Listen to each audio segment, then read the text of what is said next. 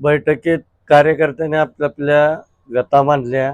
शाखा प्रमुख, विभाग प्रमुख, गणप्रमुख, पदाधिकारी यांनी सर्वांनी आपापल्या सूचना माननीय जिल्हा संपर्क प्रमुख, जिल्हा प्रमुख यांच्या समोर आपल्या जी काय आहेत ते पक्षाची परिस्थिती, पक्षाने पुढचे ध्येय धोरण काय ठरवावे, उमेदवारी देताना काय निकष लावावे ही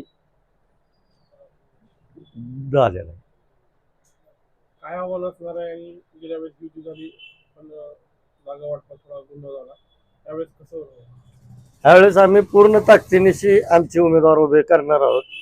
जर युती नाही झाली तर स्वबळावर, युती झाली तर आमच्या जे कार्यकर्त्यांनी जिथं तयारी केलेली आहे जिल्हा परिषद गटात 4-5 गट आहेत तयारी केलेली, आम्ही ती सोडली तरच आम्ही पुढे युतीसाठी पाऊल टाकू, नाही तर आम्ही 9च्या 9 जिल्हा परिषद व 18च्या 18 पंचायत समितीच्या उमेदवाराचे अर्ज भरणार.